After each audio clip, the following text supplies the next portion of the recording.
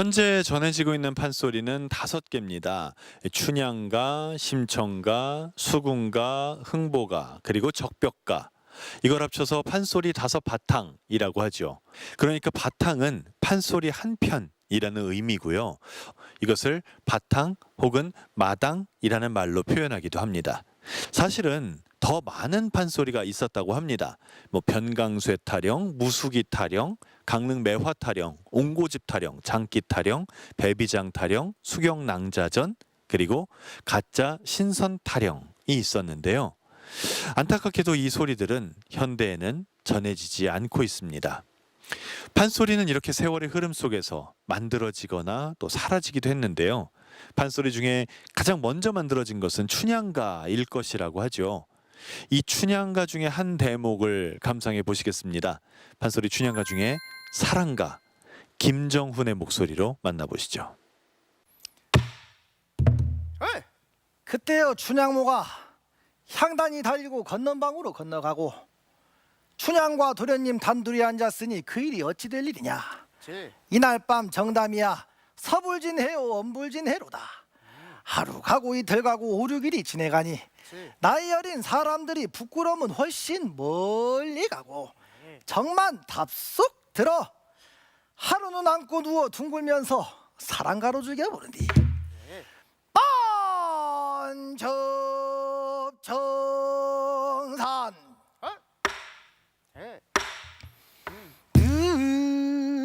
늙은 범이 살찐 암캐를 물어다 놓고 이는 다 덥소 빠져 벅든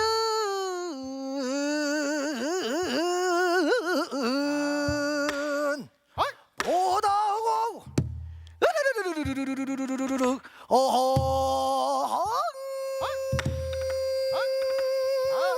땀도 단듯 단산봉황이 축시를 몰고 오동소갈 넘노란 듯 북해 흥룡이 여의주를 물고 채원가로 넘노란 듯 고곡 정할기 단초를 물고 세류가 넘노란 듯 내 사랑 내 알뜰 내가 간이지야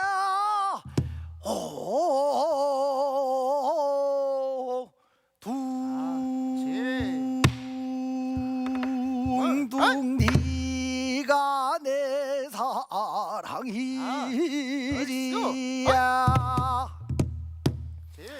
나는 죽어 꽃이 되되 벽도 홍삼 준화가 되고 나도 죽어 범납이 되되 춘삼월 호시절에 네 꽃송이를 내가 덩쑥 안고 너울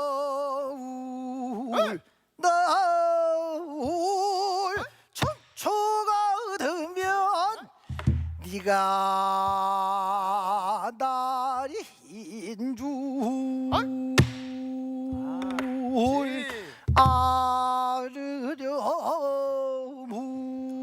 아르려무나 화루하면 젖불내라 나비새 꽃 찾아간 저 꽃 떼기는 내 사실소. 그러면 주가 될 것 있다. 나는 주가 글자가 되네. 따위 따온 그들은 안에 쳐 개진 여자 글자가 되고 나도 주가 글자가 되네. 하늘천 하늘건 다리를 변양 기아비부 사나이남 기특기 아들 자자 글자가 되어 개진 여변애가 똑같이 붙어서서 조를 호자로만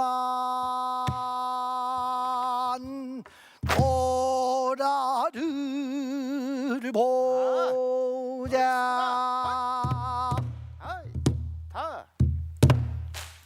예, 춘향아, 우리 한번 업고 놀자.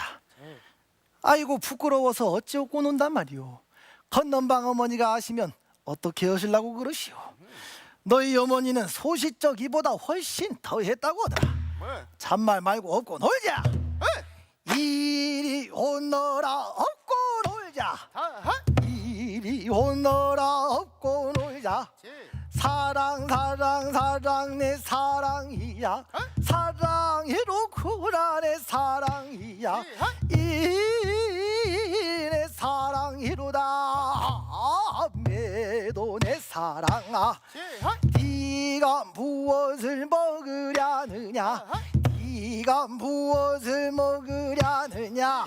동글동글 수박 웃봉지 떼뜨리고 강릉백청을 따르르르르 부어씨는 발라버리고 붉은 점 후뻑 반간진수로 먹으려느냐. 아니 그것도 나는 실소. 그러면 무엇을 먹으려느냐. 네가 무엇을 먹으려느냐. 강동지 치루전이 왜가 지단 참외 먹으려느냐. 아니 그것도 나는 실소. 그러면 무엇을 먹으려느냐. 네가 무엇을 먹으려느냐. 앵도를 주랴 포도를 주랴 귤병 사탕의 해화당을 주랴. 내도 내 사랑아. 그러면 무엇을 먹으려느냐. 네가 무엇을 먹을래. 지금 털털 게살구 작은 희도령 서른디 먹으려느냐. 아니 그것도 나는 싫어. 매도 내 사랑아. 저리 가거라 뒤태를 보자. 이만 그모너라 앞태를 보자. 아장아장 걸어라 걷는 태를 보자. 방긋 웃어라 힐속을 보자. 매도 내 사랑아.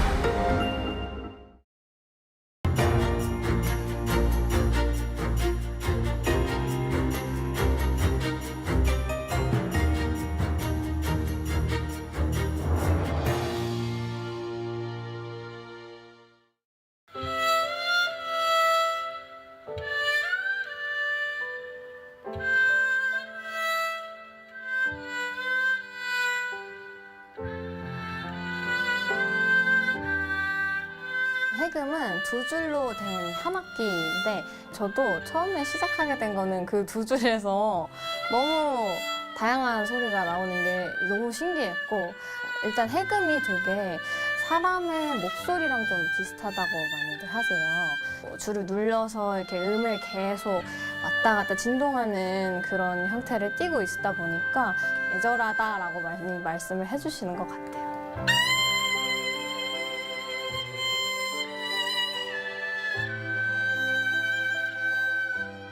이 곡은 제가 좀 오래 좋아했던 친구에 대한 제 여러 감정을 담은 곡인데요. 슬펐던 마음 혹은 뭐 고마웠던 마음 이런 여러 가지 감정들을 한데 묶어서 마음이 담긴 곡이라고 할 수 있습니다. 현대적인 음악으로 이제 재구성하는 단계를 거칠 때 항상 중요하게 생각하는 거는 음악의 분위기를 해치지 않는 선에서는 뭔가 전통적인 주법들, 식임새 이런 전통의 냄새라고 할까요? 맛? 이런 걸 살릴 수 있는 요소들을 좀 집어넣으려고 하는 편이에요.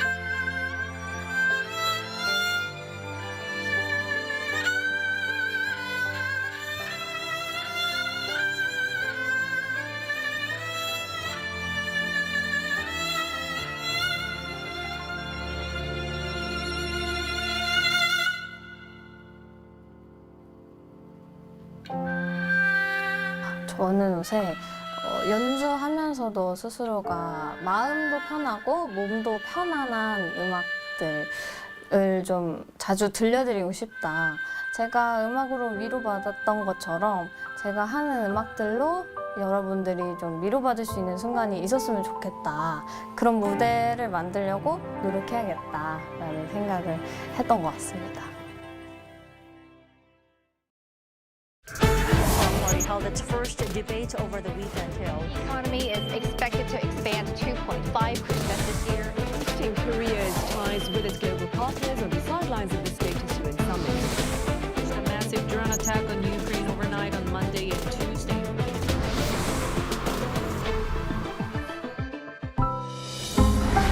Arirang.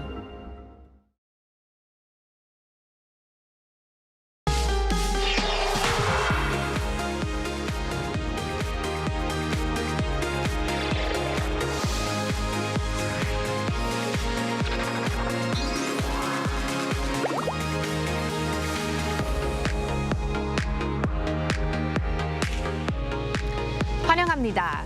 Welcome to K-Culture Dive, where we dive deeper into the heart of Korean culture with K-entertainment issues, AI culture news, K-culture and photos, and today our Hallyu People segment, where we meet an American minhwa artist. And I'm your host, Kwon So-wa. Let's dive in. Joining us this Wednesday is my co-host Walter Lee in the studio. Hello, Walter. Hello, Soa, and hello to the viewers watching at home. I'm Walter Lee, here to give you the latest in Korean entertainment and also to co-host alongside Soa. All right, let's get started with K-Enter News. Now, Walter, excitement is in the air. We're going to start off with news on BTS. Yes, we're getting closer and closer to seeing them again. But yes, on Wednesday, the global superstars revealed the full track list for their highly anticipated new album, Arirang, through their official social media.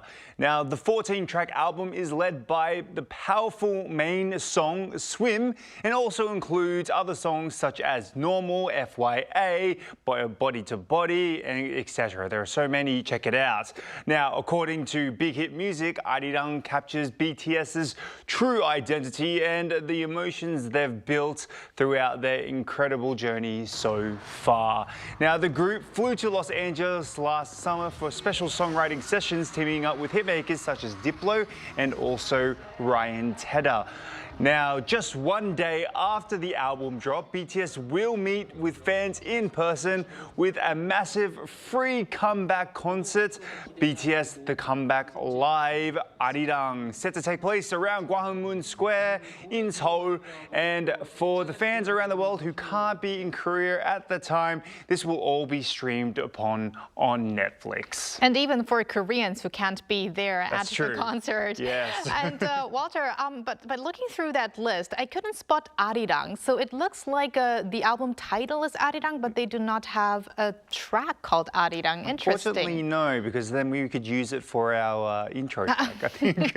Well, that might need some copyright issues. Yes, that's true. But Walter, moving from one record to another, this time we've got Blackpink in the area. Yes, we do indeed. So according to YG Entertainment, Blackpink's third mini album, Deadline, is off to a record-shattering start. Now, released last Friday, the album sold nearly 1.5 million copies on day one alone, instantly proving the global power of Blackpink, as if we didn't need to be reminded. Now, the momentum didn't stop there. Deadline shot to #1 on iTunes Top Albums chart in 32 countries and also claimed the top spot on the worldwide iTunes chart, once again highlighting the group's unmatched international reach. Now, the title track, Go, you can hear it now, is just as explosive. Its music video rocketed to #1 on YouTube's worldwide trending and rising music charts immediately after release. It's also stormed into YouTube's most viewed videos in 24 hours, ranking up around 19.5 million views in less than a day. Now, as of Wednesday being today itself, the video has already surpassed around 36.6 million views, dominating the YouTube's global daily top music videos chart. I feel like soon they are going to be competing against the BTS. Yes. But Walter, lastly, a celebration for director Park Chan-wook and his movie No Other Choice. Yes, what a big movie that has been. So the latest film from acclaimed director Park Chan-wook has surpassed $10 million in North American ticket sales, now becoming the highest grossing film of his career in that region. Now, the movie first opened in selected theaters on Christmas Day before expanding to 695 screens on January 16th. And on its first day in wide release, it landed at #9 on the North American box office chart. Now, by February 28th, No Other Choice officially crossed the $10 million mark, blowing past the previous North American record set by Park's iconic thriller and massive movie in itself, Old Boy, which earned $2.4 million. And the success isn't just at the box office as well. The film still holds a 97% rating on Rotten Tomatoes, with critics showering it with praise. Great achievement there. And thank you very much, Walter, for those updates, and stick around. Will do. And now let's turn to our AI anchor Arirang for more on the culture front. Arirang. Thanks, Sua.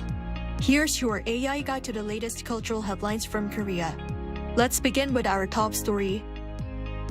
A wide range of festivities were held across South Korea on Tuesday, marking Jeongwol Daeborim, the first full moon of the lunar year, traditionally observed with folk rituals for good health in a bountiful harvest. In Cheongdo-gun County, Gyeongsangbuk-do Province, a massive 20-meter high daljib, or moon house, was set ablaze as the moon rose over the banks of Cheongdo-cheon Stream. Daljib is burned to symbolically ward off bad luck and pray for good fortune. In Busan, a Daemaji, or moon viewing festival, took place at Haeundae Beach, where the celebration culminated in daljib burning and gangangsule, traditional circle dancing under the full moon. About 25,000 people gathered along the beach to pray for a prosperous year. Starting April 1st, Culture Day, which was previously held on the last Wednesday of every month, will be expanded to every Wednesday. Launched in 2014, Culture Day allows citizens to access major public cultural facilities for free or receive discounts at private cultural venues such as movie theaters. With the expansion, the government plans to increase existing cultural benefits and launch specialized programs linked to regional cultural assets. Culture Day has become a flagship public culture policy, with participation rate climbing from 28% in 2014 to 66% in 2024. The number of visitors to Hantangang River Jusangjori Trail, a major tourist attraction in Cheongdo-gun County, Gangwon-do Province, has surpassed 3 million. According to county officials, the scenic path has seen a total of 3,842,000 visitors since its opening in 2021, generating around 22.4 billion won, or over $15 million in ticket revenue. The 3.6-kilometer-long pad is a certified UNESCO Global Geopark that offers close-up views of the cliffs and columnar joints of the Hantangang River. It's also popular for its scenery across all 4 seasons. That's all from me. Turning now to a quick look at more K-culture stories making headlines today.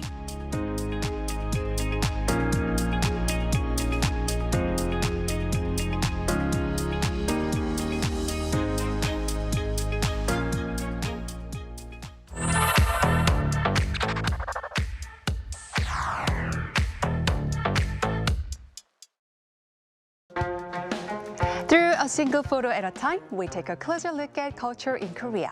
This is K-Culture in Photos. Let's read this word together. It's 쥐불놀이, which literally means red fire play. Now, don't let the name confuse you. Traditionally, 쥐불놀이 was a folk game played around the first full moon of the Lunar New Year. People would burn dry grass along rice field ridges to drive away mice and pests, and at the same time, pray for a good harvest.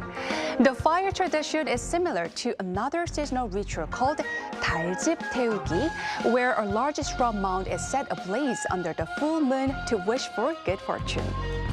Children and sometimes adults would place burning charcoal inside a tin can, tie it to a wire, and swing it in wide circles, creating dramatic rings of fire against the night sky. But today, instead of real flames, many festivals now use LED lights, making it much safer while preserving the beautiful circular motion of light. This photo was taken at a festival near Seokchun Lake in Seoul, and doesn't it just look stunning?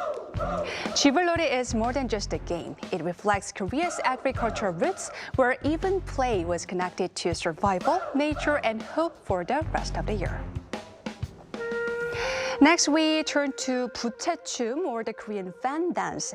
This weekend, the National Namdo Gugak Center will present a special performance titled The Fragrance of Gugak, featuring some of Korea's most elegant traditional dances, and 부채춤 is one of the highlights. Performed by dancers holding colorful silk fans, the choreography creates stunning shapes, flowers blooming, waves flowing, all formed through precise and graceful movements. But even a solo performance of 부채춤 can feel just as captivating, as each gesture emphasizes poise, balance, and refined beauty. And for many global viewers, 부채춤 may also bring to mind Jimin of BTS. In 2026, he ranked #1 in Best Male Dancers for the 8th consecutive year. Among his many powerful performances, his reinterpretation of the fan dance at the Melon Music Awards in 2018 drew widespread attention, even receiving recognition from the Kim Baek-bong Fan Dance Preservation Society. It was a moment where tradition met modern K-pop and introduced Korean heritage to a global audience. Now let's take a look at this elegant ceramic plate. During his state visit to Singapore, President Lee Jae-myung presented commemorative gifts to Prime Minister Lawrence Wong and his spouse, marking the 50th anniversary of diplomatic ties between the two countries. At the center of the ceramic piece, you will notice a tiger inspired by traditional Korean folk paintings placed alongside Singapore's iconic lion symbol. Surrounding them are symbolic landmarks from both nations, visually expressing harmonious coexistence. It's not just a decorative plate, it's diplomacy told through design. In addition, the Singaporean Prime Minister's spouse received a Western-style tableware set crafted using Korea's traditional yugi metal working technique. Known for its subtle golden glow and balanced form, yugi reflects centuries of Korean craftsmanship, reimagined for a modern global setting. In diplomacy, a gift often plays a role of a cultural bridge. Now let's take a look at this image from a hotel lobby in Dubai. Guests sit quietly on the floor, their suitcases lined up beside them, waiting for updates. The scene was captured by a Korean travel YouTuber who happened to be in Dubai when regional tensions escalated. As airports temporarily suspended operations and some flights were delayed or canceled, questions quickly arose about the safety of Korean travelers in the region. While there were no immediate reports of Korean casualties, some tourist guests staying at hotels found themselves unable to leave as scheduled. The South Korean government issued travel advisories and urged citizens to stay in close contact with the embassy while monitoring the situation closely. The sudden escalation was a stark reminder that global tensions can rapidly disrupt even the most carefully planned journeys. From tradition to today's global stage, culture continues to shape and reflect the world we live in.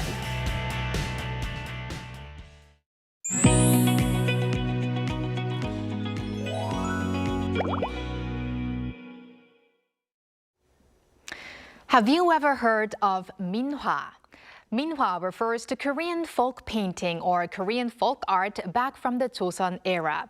They were paintings closely connected to daily life, created and enjoyed by the common people, and embodied happiness, hope, prosperity, and well-being. Today, we are joined by a minhwa artist from the US who fell in love with this traditional Korean painting style. He has lived in Korea for 15 years and is now in his 4th year of studying minhwa. Let's welcome Professor James Johnston from Dongsin University. Hello, welcome Professor Johnston. Hello, Professor. Hello. 안녕하세요. 저는 제임스 존스턴입니다. 저는 민화 작가이고 작가명은 혜빈입니다. All right, and for our international viewers, so your name is James Johnston, but you've got an artist name. Yes, my pen name is Hye-bin. Hye-bin. Okay.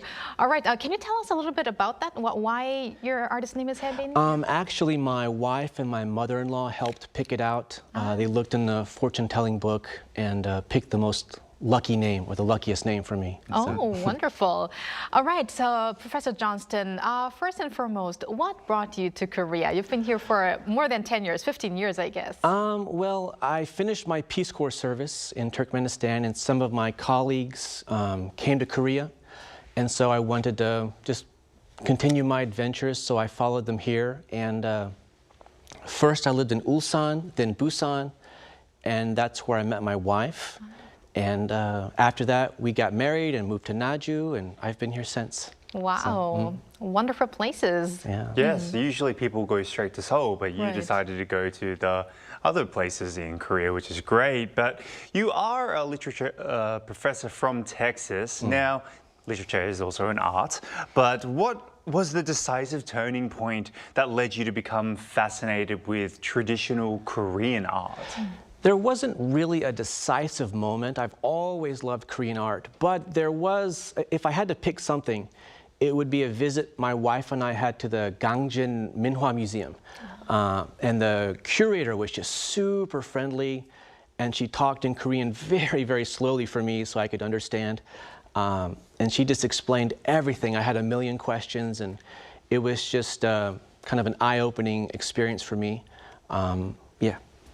So I guess that first experience was a great one for you and a memorable one for you. So Professor Johnston, then compared to Western painting, what do you see as the biggest difference or maybe aesthetic difference in Korean traditional painting? There's a lot of things. I would say just in terms of the art, you know, like I like how Korean art puts more emphasis on the paper and the brushes. You know, I mean, in Western art, of course, you can have your expensive canvases, your expensive brushes, but in Korean art, it's much more important. Like, you know, I kind of think of it like how a Taekwondo athlete will use their body. They know every movement on how to be powerful and fight. And it's the same with a brush. You know, the Korean artists have planned out over the centuries, you know, how best to hold the brush. And if you hold it this way, what does it mean? If you do a fast stroke, what does it mean? And so I really admire that. And there's so many papers, and I love the smell of the papers and stuff like that. And Yeah, so. I like that comparison to Taekwondo, which is also a martial art. But now let's talk a little bit about some of the details. We'd like to know what you understand by the concept of 여백의미, which would translate into English as the beauty of empty space. So yeah, from a foreigner's perspective, what do you think about that concept? So I thought about that question a lot, and I think as a let me back up. As a millennial who grew up with computers, I think the use of white space or empty spaces is important, so my generation grew up looking at, screens and content that valued the importance of white space. So maybe because of that, or because of just my own personality, I admire art that especially uses empty spaces to convey meaning. For example, in Western art, one of my favorite painters is Caravaggio, and he uses big empty spaces to put emphasis on the main characters, but he uses black, not white. But just thinking about Korean art, or like a sumukwa, how do I say this? They use white space to make the texture of the trees. So just kind of a stuttered, slow, dry brushstroke will leave little patterns that looks like a pine bark. And I think that's just really amazing how they've thought of that and planned it all out and stuff like that. So. Just a quick off-topic question, Professor. Were you always interested in art in the first place, or was it like something that you really grew to love when you came to Korea? I've always loved art. But I would say that with my teachers and wife's encouragement, I've been encouraged to focus on it more closely and become, I guess, a professional artist. So yeah. And could you introduce a minhwa piece of yours that really holds a special place to you? I made a portrait of my mother-in-law and my father-in-law, and I think, and it was really touching for me. It's not, how do I say? My father-in-law passed away a few years ago, so it was quite sad. And I wanted to make something memorable for my mother-in-law. And she hangs it in her room, and it makes me feel quite touched about that. I also have a portrait of my nephew and his wife, which I gave at their wedding ceremony and stuff like that. So that really shows that it's more than a piece of art. A painting can also be really a way to preserve memories and also have those moments to remember for a long time. And now, Professor Johnston, you also often choose regional subjects such as Naju Gomtang, which is beef bone soup from Naju, or Yeongam figs. So why are you drawn to such local themes? So the Naju Gomtang painting that I made, I didn't pick it intentionally to draw a local subject, but I live in Naju and I often go to Naju Gomtang, the Haiyan chip, and I walk in the restaurant and there's steam and there's noise and the ajumas are stirring the big pot of meat, and it's just a very chaotic and fun scene. And in my painting, I just wanted to capture that moment. For my fig painting, there is in Mokpo, there's a K-art gallery run by John Dae-sang, and he encouraged me to make a painting of fig trees. And I thought, oh, that's a good idea. And so with my wife, we went to all these little farms to take photos of the fig trees. I didn't really know what they looked like before. And so I practiced and I practiced, and I made a oil painting of fig trees, and so it turned out okay, I guess. So. Okay. Now, this is a very philosophical question. You once said, rather than becoming a great person, you want to keep improving. But what does improvement mean to you? So, everybody, in my opinion, everybody has these feelings of looking at something they did before or something they made before and like, oh, they're like, oh, I did that, I'm embarrassed or something like that. And I want to, when I look at my paintings from the past, I'm like, oh, I made that, like, oh, it looks so bad. But my goal is to just improve for myself, and I want to be able to look back at my paintings and be proud of what I made. And I hope other people like it. I hope other people can enjoy it, but the purpose is for me to improve. So yeah. And we are seeing the video here with your paintings. Was that from an exhibition that you held before? I've had several exhibitions. The last exhibition I did was at the Gwangju International Art Fair, I think, and that was an amazing opportunity. My art teacher, Paik Eun-young, she helped me get joined with a small gallery that had a little exhibition, and it's at the Gwangju Expo. And it was a huge experience, lots of amazing artists, and I felt very humbled and very, very, very grateful to participate. I forget the artist, but like, for example, there was one artist who sold a lot of artwork to Brad Pitt. And I was like, wow, my little tiny artworks are here in the same room as this amazing artist over here. So it was just, to my teacher, many, many thanks for the opportunity, and yeah. It would be great if you could invite us to your next exhibition if you do get to hold one. And Professor Johnston, is there any Korean painting style or content that you would challenge yourself like in the near future? Well, I want to keep improving in minhwa. I'm quite the amateur. I would also like to learn more about Korean poetry, because a lot of the artwork has poetry in it. I must improve my Korean skills. Yeah, and writing the calligraphy is quite difficult as well. So I'd like to learn that. Yeah. And just very briefly, for our international viewers, it's not very difficult to approach minhwa, right? For instance, we've got in K-pop Demon Hunters, the recent animated film, we had the magpie and the tiger in there, and those are also elements that are seen in minhwa painting. So what would you say to viewers here who are watching the program and want to know more of minhwa? How can they approach it? Definitely. Well, just in terms of the art, it has such a beautiful aesthetic, such a feeling.